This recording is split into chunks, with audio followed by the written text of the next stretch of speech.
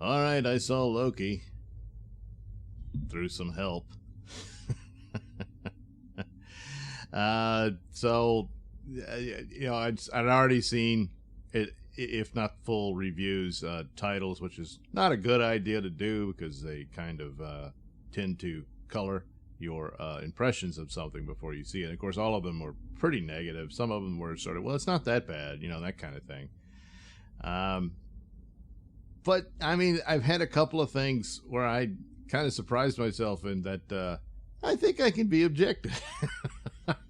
It's like I'd waited for Snyder Cut for so long, and then that Geeks and Gamers thing happened with Zack Snyder, and I was so pissed off. That was on the eve of the release of the long-awaited movie, and I was in a bad mood watching it. But at the same time, I could see that, yeah, this is really good. It's probably his best DC film. I guess second to Watchmen, and that sort of thing. So, all right. So, after two Disney Marvel shows and quitting Disney, primarily because of Star Wars, Disney shows that had some good qualities to them but failed terribly. Falcon and the Winter Soldier is the worst. WandaVision just sort of fizzles, and now we know why, because of the ridiculous leftist mindset, cult, whatever it is, wokeness, I guess, destroyed, or Feige goes in and destroys his own product, apparently. Right, it's 11th hour changes and stuff of what it was supposed to be, and now it's just going to be nothing. He took out an element that you needed, and apparently it's going to ruin the Doctor Strange movie. So whatever, but this show at least finally actually does embrace multiverse, which the tease was that WandaVision would set something like that up, because the Doctor Strange movie is going to deal with that. Of course, this is the multiverse idea of alternate timelines, which I've never been quite clear on this, because there appears to be multiverse theories as just the natural existence of ourselves, that there are alternate realities where things happen differently or whatever, in a universe where you were never born and stuff like that. And then there's the other thing that it only exists because some time traveler screwed it up. so at some time in the future, I would assume somebody has a time machine and goes back in time and saves John Kennedy or something like that, and creates a whole other alternate future. But so I'm wondering if like both exist at the same time, and just the natural form, because we know that time is distorted out in space. Black holes distort it and stuff like that. Gravity can distort it. All this sort of stuff. So, just by the natural existence of the universe, that it does split into a multiverse and whatnot. So Loki, of course, they show the best footage is from the movies. Endgame is in there, and they show that whole setup about, oh, look, Loki, that version of Loki, he escaped because the big mess over the Tesseract, he got it and disappeared. He arrives in the Gobi Desert, and then the time cops show up. So there's this whole time cops, really, an organization that watches over time, which, sure, it's silly, but it fits in with, that's a comic book trope, one way or another, certain different versions of it. It's been compared that this might be a Marvel's take on Doctor Who. He's introduced that the time cop bureaucracy is, what are they, time variant agency? I forget. It's TVA or something like that. But anyway, I'm just going to call them time cops. I know there's another, in there, like a comic book series called Time Cops or something. I can't remember. But they're called the Timekeepers, which bums me out because my Baron Void audio series, they're called Timekeepers. But timekeeper is an old term, so I know Marvel claims the word Marvel, which means miracle or wonder. but whatever. So there they are, and it's very much, they even almost look like Time Lords. And they show him, and Loki is arrested, brought in because he's violated the timeline. Or already there's a plot hole here, a massive one. So he's in trouble, and they call it the reset, and I guess he'll cease to exist. I don't know how but whatever. But his deviating from where he was supposed to go when he gets arrested and goes back to Asgard and put in prison, he escapes instead, and this creates another timeline. Well, they got to change that. They got to fix that to where it didn't happen, which it creates problems too for Endgame. But the thing of it is, it's not Loki's fault. He was captured, defeated, he's going along, and the Avengers are traveling from the future back to this and creating a new timeline by, because they needed to steal the Infinity Stones. And they're doing this, and in the midst of all that, everything goes wrong and all that stuff, so Loki ends up with the Tesseract. It's the Avengers that commit the crime. They changed time, and Loki presents this at his trial, and they said, no, that had to happen. And it's like, well, why? It's a clear violation. They break the time barrier. They travel back in time because they can't get the Infinity Stones, which is it's an in-game plot hole. They don't really.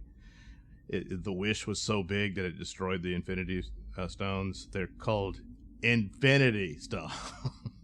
So they had to go back in time to get more stones so they could undo what Thanos did and all that. But the Avengers are committing the crime, and the time cops don't do anything. I mean, yeah, it was quite a big thing that Thanos did. He wiped out half the population of the entire universe, and no godlike beings or anything interfere. We know they exist, but yeah, they didn't do anything. Just don't worry, the Avengers are going to fix it and all that. So then they reveal that there's the core sacred timeline. That's the true one. All the others are aberrations and variants and mistakes and whatnot. And that's what they're protecting. So I guess from on high, the timekeepers tell them that, the Avengers, leave them alone. I don't know. Then they reveal to Loki that his whole purpose and existence was to create the Avengers, because he was their first, villain they took on and all that sort of stuff. And so that's it's like predestination, which is kind of an old belief out of Christianity and stuff. It's just, everything is preordained, which kind of destroys the whole free will theory, because if there's no free will, it doesn't matter what you do. It's like, don't even try to be good, because you're meant to be bad anyway. Nothing you can do will change it. And so you can just sit there and try to do nothing, and it won't matter. Events are going to force their way for you to fulfill your role, and that's so basically that's what they told Loki, which I imagine is pretty depressing. And he gets there are some scenes that in a better writer would work, where this place that he didn't know about, and it's far more powerful than he could have ever imagined. He thinks he's hot stuff, he's a god and all this stuff, and then he's really just nothing in there. So it's humbling him, but a lot of it is done initially just for the jokes and stuff, which Marvel seems convinced that they're producing comedies, and that's all it is. There was some good jokes in the outset, but there was absolutely really good drama, especially the peak of the Marvel movies appears to be Captain America Winter Soldier. They can't seem to get better. There seems to be some sort of artistic and creative decline from there. A little bit. Infinity War is still really great. There's problems, but this constant, although the silly is where it's at, so they silly it up too much. I don't know much about the Fallout game, but I have seen the artwork and whatnot, and I understand why people say, yeah, look at there, they're kind of stealing from that. Not as bad as what Star Trek Discovery did with video games and God knows everything else, Dune, Star Wars, whatever they can steal. So that, there's probably more in there I don't recognize, but it's not so bad that it pushes you out, I don't think. But then again, I didn't play the games or anything, so maybe it does push them out. The silly cartoon thing, which was a stick they used in WandaVision and stuff like that. Yeah, it's I know. And kind of stealing from other shows, like Simpsons and Family Guy and stuff on that kind of thing. But anyway, that's a pretty big plot hole that, the Avengers aren't the criminals, but Loki is. Seems like they would have undone everything in-game established, But they didn't, because, well, I guess the sacred timeline, the timekeeper said, no, it's got to stay that way. So okay. Well, so that's not even, they don't care. They just throw that around. There's more scenes of him being humbled because he finds this pencil pusher guy in the bureaucracy, and his little desk drawer's got tons of infinity stones in it, and the Tesseract sitting there, and he's like, what? And he looks around and he says, yeah, we use them for paperweights and stuff, you know. And so that's an establishment of how powerful this organization is. And Loki is like, it's making him small because he, you know, everything he would have pursued his whole life for is just stupid little trinkets. They don't even care about them, you know. So, but it also ends every Marvel story you can have, because the time cops can just come in and undo it all. You know, which is what writers do, I guess. You know, but especially when they're getting into their super cosmic stories, and supposedly, I guess, I mean, the Eternals should be that, but the Eternals looks dead on arrival to me. And they're just going to silly it up to where it's meaningless. So it's a problem. But then again, it's the first episode, and maybe there's some things they're telling him this, and it's not really true. That the bureaucracy, the time variant, whatever agency, they're just, you know, they're the working stiffs of the timekeepers. The timekeepers are the ones who know what's really going on, and we haven't seen them yet. You know, we saw representations of them, but not them themselves. So there may be a big lie in this sort of thing, and so even the Owen Wilson character doesn't know everything. So of course there's the usual thing: the women are better than the men, and the men are stupid. Although Loki does get the better of the guard that was pushing him around, and you know, tricks her and stuff like that. But ultimately, he can't be erased because they need him, because their time cops are being murdered by a stalker, and turns out it's another alternate version of Loki. So ta-da! So, gee, I wonder who that is. Oh, we don't see the other Loki. We just see a cloaked figure killing some time cops. But we already know it's a woman. Because behind-the-scenes shot showed this actress dressed up in a Loki outfit. So there you go. And, of course, in the comics, you know, they've had Loki take the form of a woman. But I didn't read those. I haven't kept up with Thor in a long time. And as I understood it, I don't know if it was one of those things, because this goes back to Earth X, where there was this deal that Odin decided to teach Thor a lesson and turn him into a woman. So he really was a woman in there, and then eventually he turns back into a man.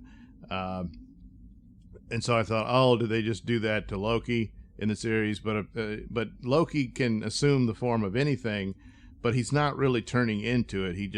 It's part of his magic. He can, it's an illusion. You know, he can look like anybody. He can look like, he did that in one of the Thor movie. He turned into Captain America, you know, and stuff like that. But it's, you know, he's not physically turned into it. He just looks like, he can make you think he looks like that.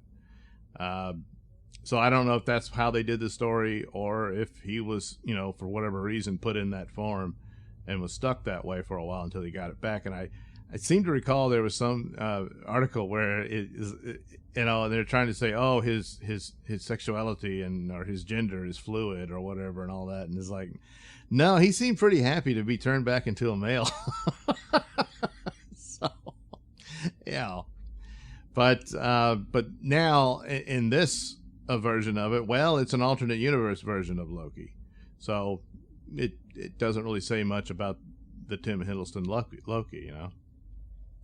But whatever, you know, you'll find out in the storyline. But that's, you know, so they're going to throw that in there. Multiverse stuff where you can have an alternate version of, you know, yourself, and you were born female instead. You know, so there's that. But you know why it's there. It's not for the purposes of story or the detailing multiverse possibilities and all that sort of stuff. That's what it is. So, but it's some of it. It had some elements that might be of some interest. I could see where people were saying it was kind of dull and slow, and yeah, it kind of was. And it's basically just a setup for what he's going to do for this time agency and all that. But yeah, I don't know. And based on the track record of the other two, is this just going to fizzle too, so that's the problem. It's like, when I first saw WandaVision, I thought, well, maybe there's something here. There's some elements of that in this episode. Maybe there's something here. But I've been burned twice. Will the third time be the charm, or will it just be a strikeout? And then it's like, well, that's it, I don't know what else they have next as far as TV shows. I guess, I don't know, the What If series, or it's like cartoons and stuff. But, the signs are there that they're kind of scraping the bottom of the barrel a bit, and worrying about, superficial nonsense rather than story and plot and all of that. They do have an awful lot of material to take from. So there shouldn't be any trouble, really. But, so there it is. I don't know that I'll continue with it or not, but, that's the first episode. So make of it what you will. Thanks for watching and listening. Say, while you're still here, why not like and subscribe and share with your many friends? Yes. Also, check out my mini stores in the link description below. Yes, where you can get t-shirts, hats, mugs, all those goodies with my artwork on them. Oh, yeah. And head over to indieplanet.com and pick up a copy of my comic book, Night Night. Oh, yeah.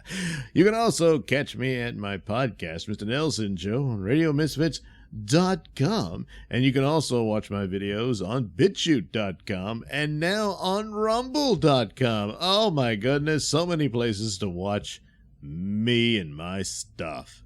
Oh, yeah.